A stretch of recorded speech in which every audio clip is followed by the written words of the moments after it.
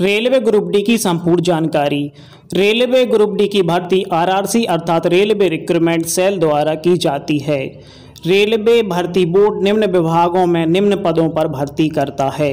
Mechanical department, जिसमें assistant जो कि वर्कशॉप में रहते हैं, हेल्पर का कार्य करते हैं वर्कशॉप में। असिस्टेंट जो कि CNW यानी कैरेज एंड वैगन में असिस्टेंट अर्थात हेल्पर का कार्य करते हैं। असिस्टेंट जो कि डीजल लोको शेड में कार्य करते हैं, जो कि वहाँ पर लोको का मेंटेनेंस होता है, डीजल लोको रहते हैं उनका, तो असिस्टेंट हेल्पर का कार्य करता है, उसमें मेंटेनेंस में अपनी भूमिका निभाता है। वहीं अब इलेक्ट्रिकल डिपार्टमेंट की बात करते हैं तो विद्युत विभाग में असिस्टेंट जो कि इलेक्ट्रिक लोको शेड में रहते हैं, जो कि इलेक्ट्रिक लोको के मेंटेनेंस का कार्य करते हैं। असिस्टेंट हेल्पर टेक्नीशियन को असिस्ट करता है और मेंटेनेंस का समस्त कार्य करवाता है टेक्नीशियन के साथ। इलेक्ट्रिकल डिपार्टमेंट में जो हमारे विद्युत लोको होते हैं उनका एक तरह से रिपेयरिंग या सर्विस कह सकते हैं, वो कार्य किया जाता है, इसको TRS भी कहते हैं। अगला इलेक्ट्रिकल डिपार्टमेंट में रहता है assistant operations electrical. Assistant TL अर्थात ट्रेन लाइटिंग और AC जो कि लाइटिंग का कार्य करते हैं ट्रेनों में, और AC का रिपेयरिंग करते हैं जो ट्रेनों में रहते हैं। अगला आता है हमारा assistant train lighting and AC जो कि वर्कशॉप में, इनका कार्य भी वही रहता है, बस इनका कार्य वर्कशॉप में रहता है। इलेक्ट्रिकल डिपार्टमेंट में अगला आता है TRD अर्थात ट्रैक्शन डिस्ट्रीब्यूशन। इसमें PSI और OHE दो प्रकार के होते हैं, पावर सप्लाई इंस्टॉलेशन और ओवरहेड इरेक्शन।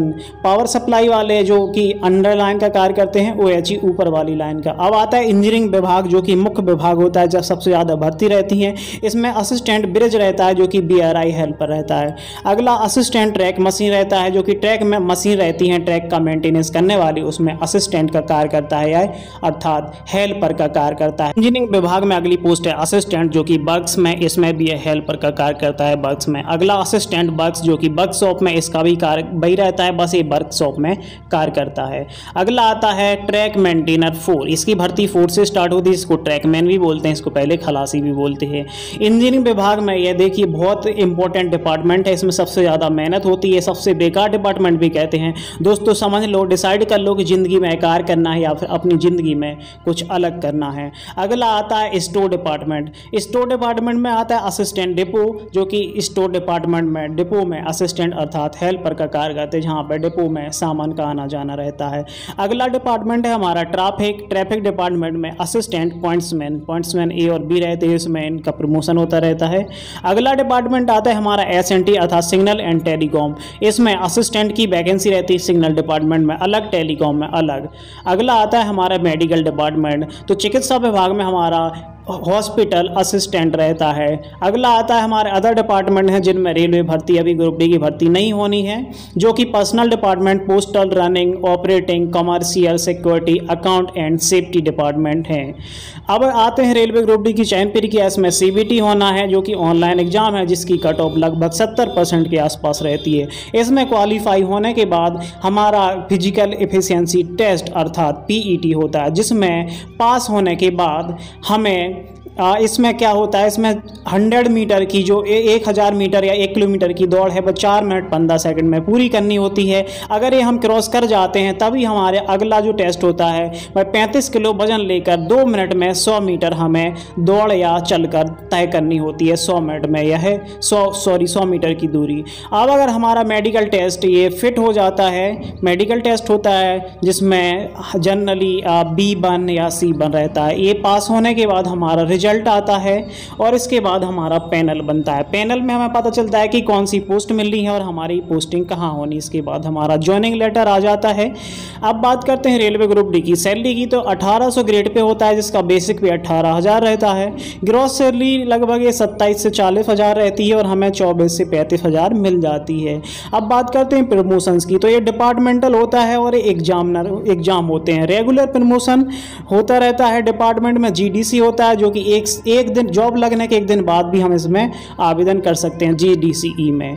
अब GDCE में हमें सामान्य योग्यताएं चाहिए होती हैं। अब आता है LDCE में हमें लिमिटेड डिपार्टमेंट की पोस्ट मिलती है जिसमें हम कार्य कर रहे होते हैं और नौकरी लगने के 3 साल बाद ही हम इसमें आवेदन कर सकते हैं।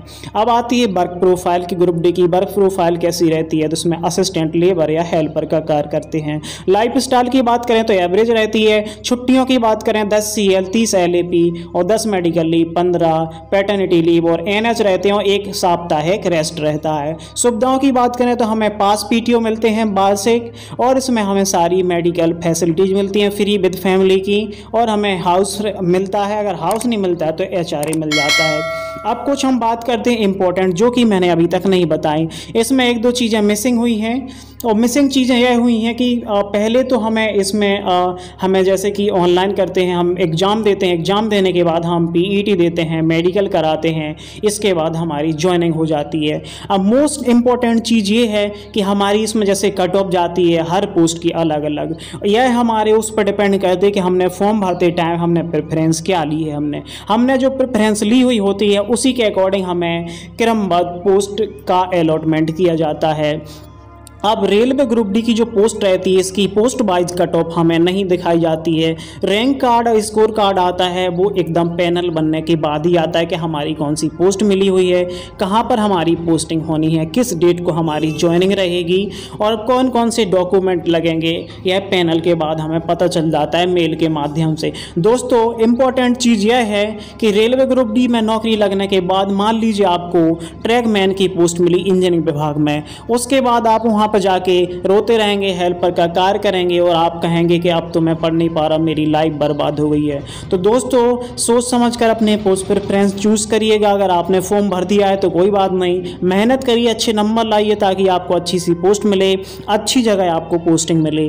अगर आपने फॉर्म नहीं भरा या अगली बार जब भी वैकेंसी आएगी आपको फॉर्म भरना पड़ेगा, तो आप पोस्ट प्रेफरेंस यह देख कर तय ना करें कि यहाँ पर सबसे ज़्यादा वैकेंसी है, यह सिलेक्ट करें और यह देखकर उसे सेलेक्ट करें कि मेरे लिए कौन सी पोस्ट बेहतर रहेगी। अगर आपको लगता है कि आपको एक आम जिंदगी जीने के लिए यह नौकरी ठीक है, अगर आपको सपने पूरे करने हैं तो यह नौकरी आपके लिए उचित नहीं है। आप किसी बड़ी नौकरी की तैयारी करें और अपने सपने पूरे करें।